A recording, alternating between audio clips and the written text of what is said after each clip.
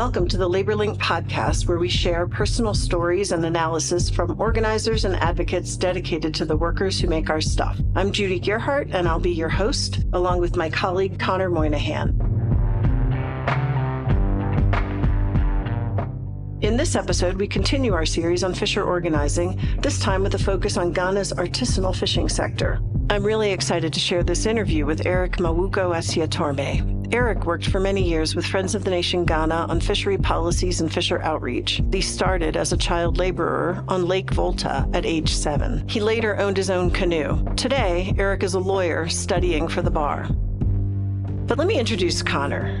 I'm really excited to have Connor join me on this episode. We've been working together on research on fisher organizing for a couple of years now. Connor previously worked on social protection and anti-poverty strategies in Paraguay and the U.S., and we just released a 6-country study on fisher organizing, now available on ARC's website, accountabilityresearch.org. So, thanks for joining me, Connor. Thanks, Judy. I'm happy to join. Okay, so can you, since you did all the legwork on the lit reviews and everything, can you kick us off with a high-level summary of Ghana's fishing sector? Sure thing. Ghana is a fascinating country, and seafood is incredibly important to the culture and to food security. To give you a sense, around 45% of the animal protein Ghanaians consume comes from seafood. That's a lot. It's a lot. Mexicans eat 8% of their animal proteins from seafood? 7, and Ecuador is 5, even though they're massive seafood producers. And Ghana is also one of the highest per capita seafood consumers in Africa. But, there's a problem. Their fishery is in serious decline. About 80% of their small pelagic stocks is the key to that fishery subsistence. It's gone. They're gone over the last 20 years. They're now a net importer of seafood, and there have been serious tensions between the industrial trawlers exporting seafood and the nearly 200,000 canoe fishers and the women who process and sell their catch. And actually, that's another interesting aspect. The role of women in Ghana's seafood sector is really distinctive.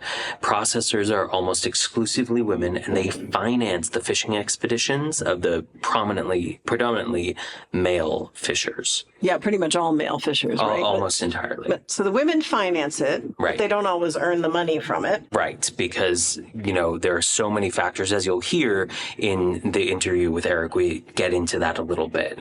Now, another reason to pay attention to Ghana is because of how dynamic everything is right now.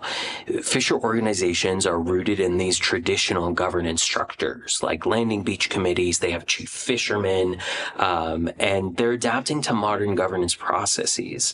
The government that's been under pressure from the EU to improve its fishery management and receiving development aid up until recently, of course, they're working really hard to restore fish stocks while also seeking to earn the trust of fishers. Yeah. I think Ghana's, at this point in time, we think Ghana might be a success story for fishery co-management.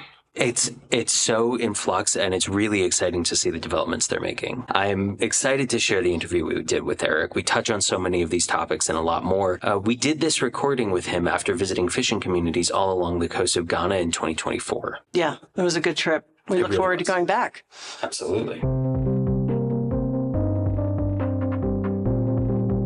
So, Eric, thank you so much for sitting down to debrief. After a week traveling with you, Connor and I have learned so much about the fishing industry, the Ghanaian traditions, the ways that artisanal fishers are trying to manage the fisheries and the challenges that they're facing. Thank you, Judy. My name is Eric Mawuko Atsiatorme. I grew up in Shama, which is a fishing community. And my background is very diverse. I have been a fisherman from age 7. At some point, I broke off and then go back into fishing. Eric is a trained biologist, studying to be a lawyer, and previously he owned a canoe. Based on that background, his time spent as a child laborer might surprise you. But in the late 80s, that's exactly what happened. What happened was that my dad is a Voltarian married to a Fanti, and so there's this intertribal marriage. And so he felt that in order for us to grasp with the Ewe language, we needed to be with the Ewes. So he kind of shipped us to our grandmother. At 7? At 7, yes. myself, my senior sister, and my immediate younger brother. My father came from the Volta region, and so patrilineally, that is our roots. And so he felt it was very important to connect back to our roots and then also to learn the Ewa language, which I think it has been very useful for me growing up as a child. And he was disappointed that you weren't in school. He was very disappointed that I wasn't in school. My other siblings were quite more nourished because we didn't have enough food to eat. And those were the days where communication systems were not available.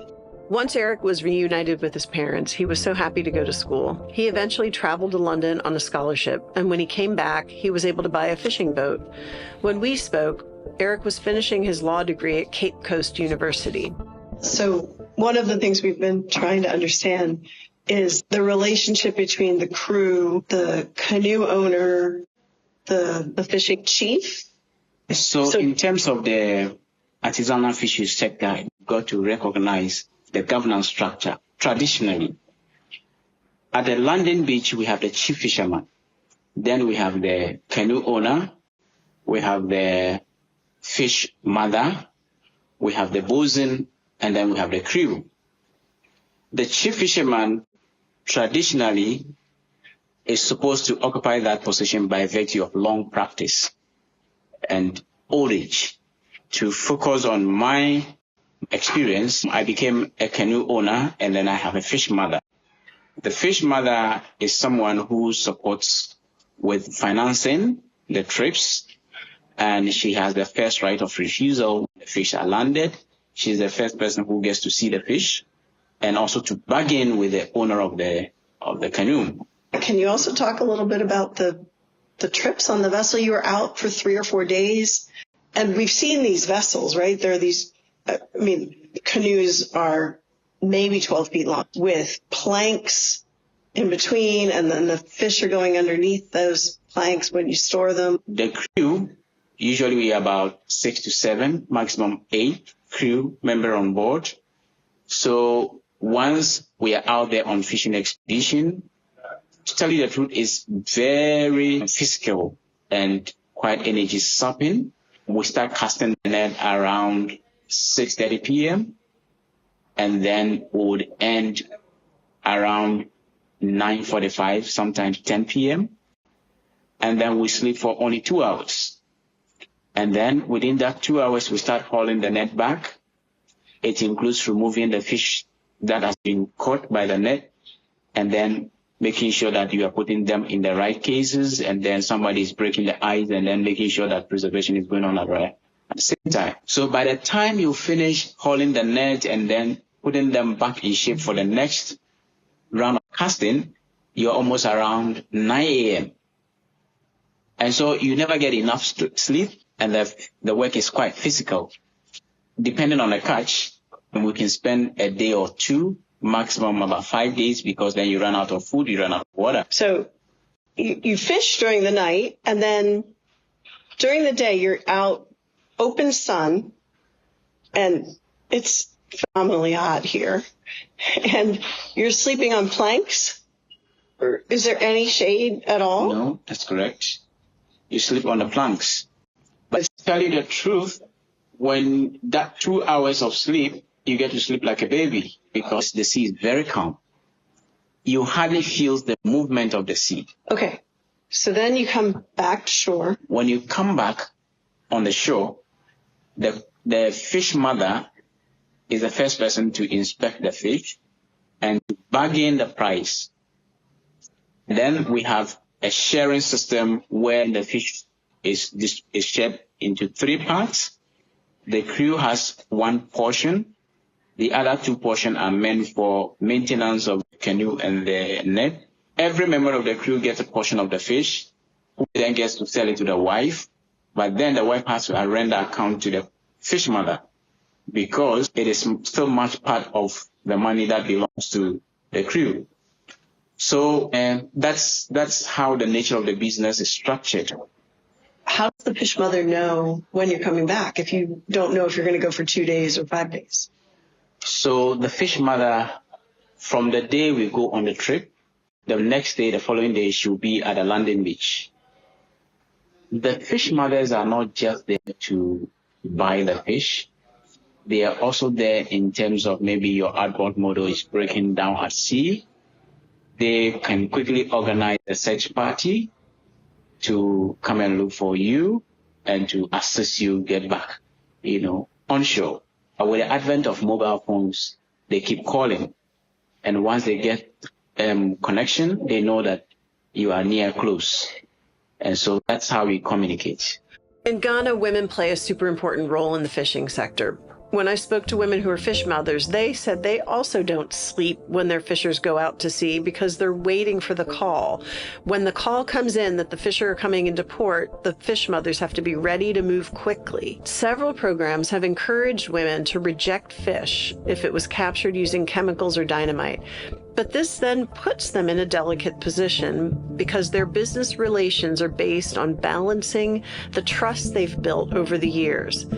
So if they reject the fish once, the fishers may sell it to someone else next time, which means they'll lose their investment. It's all fairly tenuous, but yet somehow functions. So this is one of the things that has come up again and again is the trust. The trust between the fish mother and the canoe owner. This has much to do with our traditional systems of setting up a fishing business. When the women support, the only advantage they get is the opportunity to buy the fish from your canoe. And so these investment or financial assistance or whatever form of assistance is not, really written down. And so at the end of the day, breach of contract does not necessarily lead to any kind of damages being paid to the women. So the women always get lose out. I can decide to fold up the business today, sell off the canoe, and never bother about the investment that the fish mother, put in my business. It seems like on one level you can look at the artisanal fishing sector in Ghana and say there are no contracts, the women risk getting ripped off, the crew have no contracts, the canoe owner can divide the catch however they want. But from talking to the fishers and the canoe owners, it seems like that is my Western view and not really understanding the way the relationships work in these communities. Can you explain how it works? So despite the risk involving investing in this fishing business by the fish mothers, I think they have a lot of returns. The returns are huge. And that is the incentive to continue to support canoe owners to continue this business. The other thing I would say is that some of the fish mothers, were introduced into the fishing industry through their mothers or their grandmothers. And the fishing business is their only source of livelihood. So whether you get ripped off or not, you still have to eat. You still have to take care of your family. And that, I think, is one of the motivating factors that keeps them investing in the, in the artisanal fisheries sector, despite the huge risks. So, but there's trust on other levels too, among the canoe owners, bosun, and the crew on the vessel. Yes. So the relationship between the crew owner, the crew, and the bosun is that it is the bosun that gets to select the crew. Because if we are going out there on a fishing expedition, I need to have absolute trust that I can work with you. And so the recruitment process is done by the bosun. The crew members do not have the right to negotiate any terms directly with the canoe owner. It is always the bosun who acts as the intermediary, then convey the concerns of the crew to the canoe owner. And that has been the relationship. But when it comes to issues of welfare, once the bosun communicates that to the canoe owner, the canoe owner is under obligation to ensure that he attends to the needs of that crew member. For example, the crew member is bereaved. The canoe owner would have to show his presence and to support the crew member with some amount of money. For the funeral. And so as a canoe owner, your responsibility does not only goes to ensuring that the crew get all the necessary logistics for the fishing trip. It extends as far as taking care of the families and the needs of the crew members on your canoe.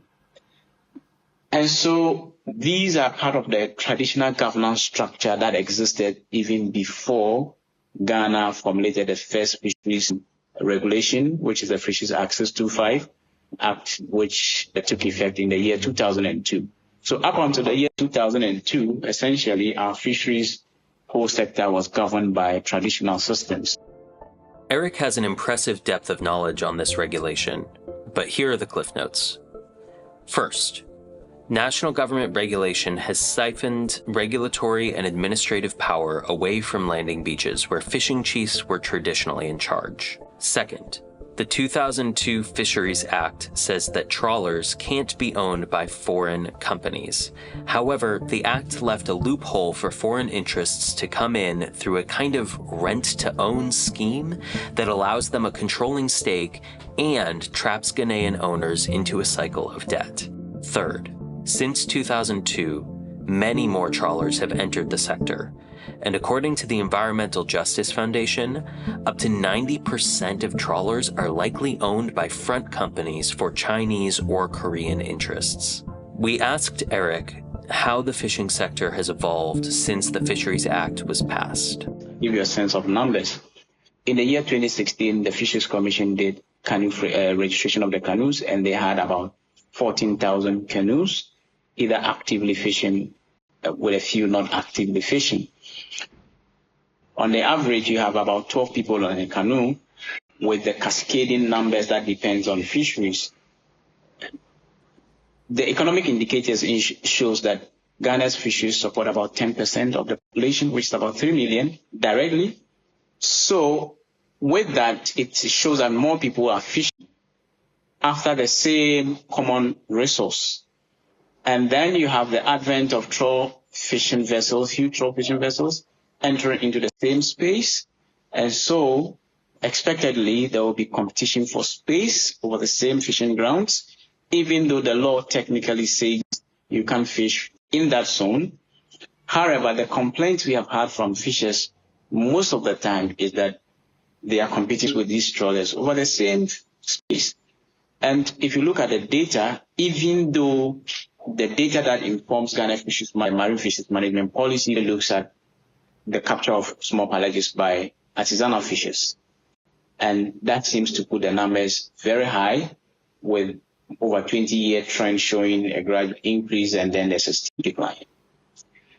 However, what the data does not tell you is a contribution of trawler vessels that are licensed to capture only demersals, but then it gives them, I think, 5% or 10% allowable bycatch. So that 10% is not accounted for in the data, which is used to, bring all those knock-on policies to help Ghana's fisheries to rebound. What does psycho mean? So psycho means a kind of a trade where the artisanal boats or artisanal canoe that doesn't have net, only have an outboard motor, will sail off to shore, offshore, and then meet with a trawler vessel that has captured small pelagics and have frozen them, and then sell them off to these canoes. So it was like a trade offshore. So the name of that particular trade was psycho. Okay, so if I have this right, a trawler has a certain amount of allowable fish to catch that isn't their supposed target species. Is it possible that the amount of fish that they were catching were only from that 5 to 10% allowable bycatch? Yes. So the records shows that they were no longer even fishing for the demersals, but they made the small pelagics their target, because that was then giving them more money than even, fishing for the demersals. So it was more than their allowable amount. So does that mean they were very likely to have been coming within the 6 nautical miles reserved for canoe fishers? Yes. And what made it illegal is that our laws does not permit that sort of transshipment without supervision. You can have transshipment, but it must be supervised. And there are conditions that allow transshipment. But that's not happening here. That's not happening here. So what makes it illegal is where the trawlers are, giving the fish to the smaller boats, canoes, without being supervised. And that is what the cycle is about, and which was illegal, the laws of Ghana. And a few years ago, the civil society organizations that were working in Ghana released some reports that really brought this issue to the attention of the international and the national community. What happened? One of the things that happened immediately after consistent complaints was the European Union issuing Ghana with a yellow card. The first was in the year 2016, and then in the year 2020, Ghana got another yellow card. Okay. So there's a lot of pressure to end this illegal transshipment known as psycho.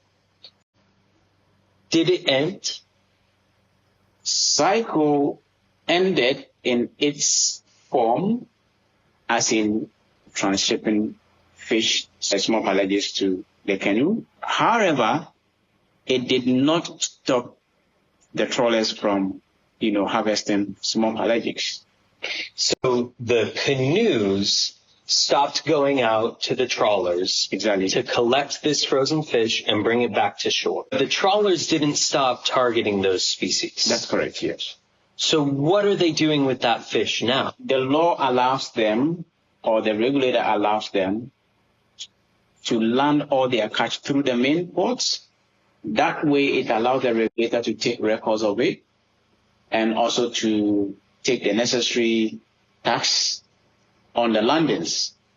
And so two things which was beneficial to the state was the fact that now it ensured a guaranteed stream of revenue, and it also afforded the state the opportunity to actually take records and data of, based on the numbers that are coming into the ports, are they exceeding their allowable bycatch? Because if they're still grabbing enough small pelagics, but they're not exceeding their catch, they're probably dumping. They land some at ports, and there are unconfirmed reports that they are also involved in dumping at sea. Fish dumping? Yes, they are dumping the small pelagics because, really, if you're landing small pelagics beyond a certain allowable limit, you got to get fined. So all these are building up as pressures, having cumulative effects on the livelihoods of the artisanal fishers. One, they have competition with the trawlers over the common resource, which is a small pelagic. In addition to, now we have oil and gas, within our offshore maritime jurisdiction. The states or the regulator is attempting to bring in measures that would help Ghana's fisheries rebound. The government of Ghana is taking dramatic steps to address the cratered fish stocks. This includes a closed fishing season, a moratorium on new canoe licenses, and stricter regulations on trawlers. One of the measures is the closed fishing season, which prohibits fishers from fishing from artisanal fishers from fishing from July to August, and the trawlers from July to September. And then they're also doing this moratorium on new canoes. The moratorium essentially is to prevent new entrants of artisanal canoes over the next 5 years. And so within the next 5 years, you can only replace an old canoe. You cannot bring in new canoes, essentially closing the door to those local fishermen who would also want to enter into the industry and to make a livelihood for themselves. So with the moratorium, where the Fisheries Commission envisions to reduce the number to maybe 10,000 or at most 9,000, where they believe that at that rate, then Ghana's fisheries will be sustainable. It leaves the question of a certain number of fishers and their dependents, maybe 40,000 out of, the fisheries business. The other issue with the fishing closed season is during the window where the season is closed, nobody is asking how these people are surviving. I live in Ghana. During that period, fish becomes so expensive, you cannot even get fish. And this is a country where every meal goes with fish. And so the impact is not only felt by the artisanal fishers directly, but almost everybody who depends on fish as part of consumption. And so, yes, it's a good policy, but of course the government also needs to take a second look at the impacts on even the most vulnerable people, which are the artisanal fishers who, fish as a source of livelihood. How are the canoe fishers organizing to deal with these new policies and to try and have some kind of influence over their industry? So in the artisanal sector, traditionally you have the Ghana National Canoe Fishermen Council, which essentially is a representation of chief fishermen who represent, the canoe fishers from the landing beach level to the community level to the regional level all the way to the national level.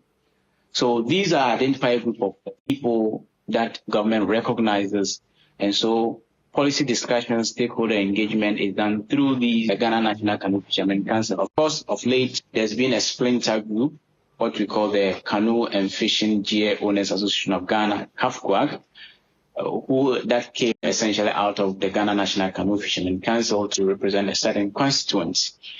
And so these two major players who represent the artisanal fishers, the crew, through which government has engaged and has also disseminated the policies that are being considered, through these groups. My experience coming from an NGO is that when these groups are engaged, they're supposed to engage their constituents at the local level and to explain to them what the policy direction is, what the government is thinking about, and to take their views back to the government before the policy is finalized. But that hasn't really been efficient. It hasn't happened. So a lot of the crew do not really have a sense of what is happening in terms of policy shift and how these policies are affecting them. It takes a lot of effort and capacity to get to all these communities. I mean, we just spent a week traveling, and the resources needed to get to all these communities and to do these consultations are pretty. To address the challenge of the gaps in consultation, the government has brought this co-management policy where it sort of creates a structure where government and the resource users themselves sit down to bring indigenous knowledge on board as to how to manage a specific resource. But the Fishery Commission mentioned doing consultations with 9,000 people in fishing communities over the course of a year or more. What does that look like? You talk a lot about the traditional structures of the way the fish processing and the fishing itself happens, but then when they go to consult in the communities, who are they consulting with? I tell you what, the Fisheries Commission has done a great job, even taking on the mantle to go down to the landing beach level to make sure that the crew and the fishers themselves are also consulted, and then they are aware of what is happening around them or the wind that is about to blow around them. In the data, they've managed to engage about 9,000 fishers in this whole process. But we are looking at a resource being exploited by 3 million people. And so if we were able to consult just 9,000 out of almost 3 million people, it tells you.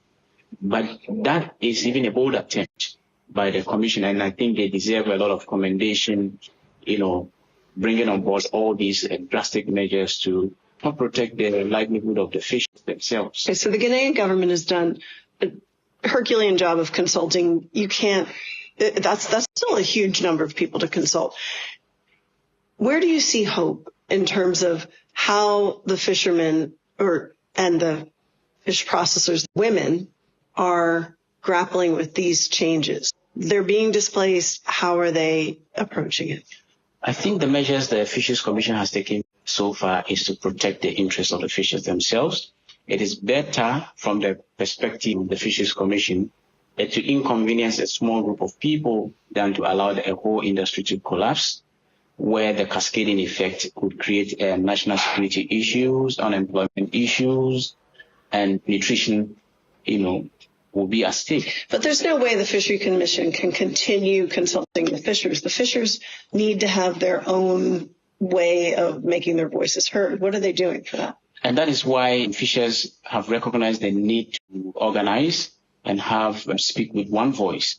And so CAFQA, GNCFC have engaged the Fisheries Commission to see how best, even during the period of close season, how best they can support fishers in terms of some sort of cushioning so that they can bear the harsh, reality of that policy. I think NUTEC is also doing a fantastic job.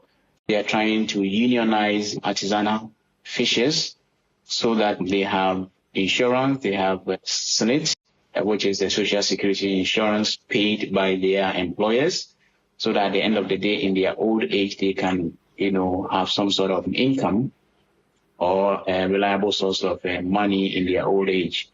There's that little bit of trust that needs to be straightened. But I think on a whole, the hope I have for this fishery sector is that when the crew or the fishers are properly consulted and they bring their indigenous knowledge to the policy table, I'm sure Ghana's fisheries will be saved. And the traditional systems would align properly with the regulations and the policies that the Fisheries Commission is bringing on board.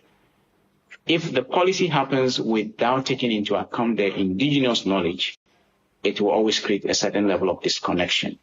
And that is dangerous for Ghana's fisheries. So what I'm hearing is that in many ways, the government is a new actor. And so to regulate the fisheries, they need to build the same trust that fishers are so accustomed to amongst each other. I agree with you. And looking at the body language of the regulator and then the current minister in charge of fisheries, I have 100% hope that we'll get to that point. Thank you, Eric. This has been great.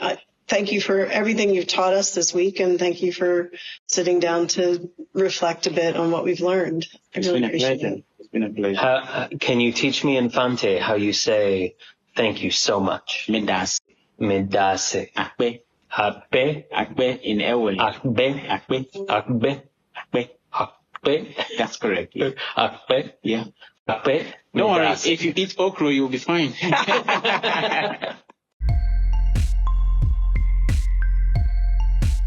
So in closing, we should really probably make a point of saying the Ghanaian fishing sector it's dynamic. It's changing as we go, right? Absolutely. I mean, in December of 2024, the Ghanaians elected a new president, John Mahama, and he's since granted canoe fishers an exemption on the close season. So a big change from when we had talked to Eric and sort of the fears and protests of the artisanal sector. Yeah, I feel kind of conflicted about that. I mean, a lot of the fishers were upset about the fishing season. They felt like they already had a tradition of not fishing on Tuesdays. Why do they have to do this additional closed fishing season? But over the course of the time we were there, I became convinced that they need to have a closed fishing season. So to be clear, the industrial closed season remains in effect. It's just the artisanal fishers who are getting an exemption. So we'll see after this year, hopefully there will be a rigorous and independent assessment, and we'll see how this affects the fish stocks this year. Yeah. Even though every country has its challenges, I found good reason to hope that Ghana is going to find a balance between fishers' welfare and fishery management, because that's always the hard part. Absolutely. And this co-management approach that they've been doing, they had government representatives doing outreach to fishers, engaging them on fishery management. And okay, it was just starting, but it was promising. But just starting the co-management policy just wrapping up, the 8.7 Accelerator Dialogue that the ILO facilitated brought a whole bunch of people in the sector together, both the artisanal and the industrial, to dialogue about support for ratification of the ILO Convention 188 on work and fishing. They got it passed last year. They joined the Fisheries Transparency Initiative. And then, like you said, they're starting this co-management process, which is now in its second year. So, like you said, I think there's really good reason to hope for Ghana. Yeah. Yeah. Of course, the challenge ahead is going to be implementation, as everywhere. And then there's the small issue, the large issue of the fact that the funding for a lot of these programs had been originally coming from USAID and the U.S. Department of Labor's International Labor Affairs Bureau. Funding for both of those programs have been cut by the Trump administration, so it's not clear now. It'll be up to other donors and hopefully the Ghanaian government to continue. Right. So I hope we get it. I hope we have another cut at a Ghana podcast, because there's lots more happening there. Right. But thanks to everybody for listening. We hope you'll tune in next time for more stories about organizing in the fishing sector. We also want to thank Jules Taylor for producing this podcast and composing the original music that you hear. For more podcasts about workers' rights, go to laborradionetwork.org. Thanks. Bye. Thank you.